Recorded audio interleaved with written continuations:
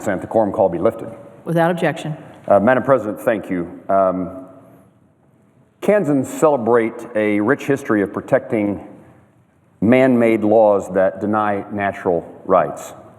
We've protested many things over a long period of time, and our history is significant in that regard. After years of bloodshed leading to the Civil War, Kansas was born a free state. And though we lament the use of any violence, residents of our state have acted on the firm conviction that human beings, regardless of their stage in life, their state in life, could be regarded as property by other people. We take pride in the fact that one of the first sit-ins of the civil rights movement took place at Dockham's Drugstore in Wichita, Kansas, leading for the peaceful way for protests and the struggle for equality. Today, I want to call to the attention the somber anniversary in our nation's history that will be observed this week. 43 years ago, the Supreme Court determined an unborn child had no guaranteed rights to life under the Constitution, paving the way to destroy the lives of 57 million unborn children since 1973.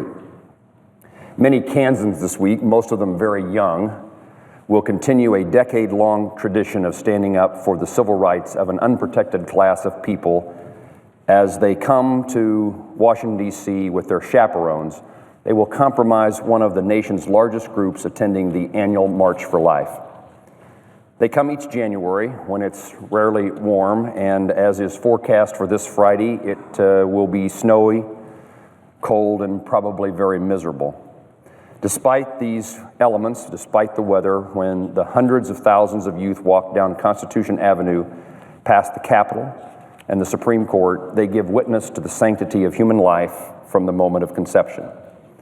They protest abortion providers receiving taxpayer dollars. They object to government policies that violate freedom of conscience.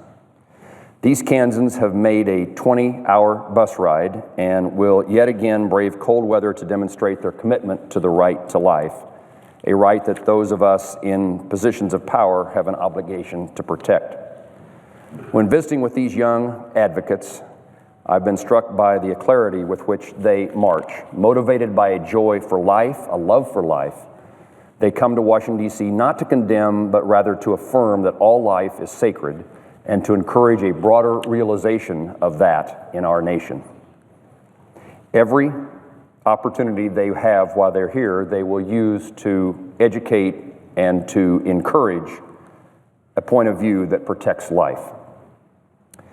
As other times in our struggle for civil rights in our country, they will make progress to pursue and secure the right to life.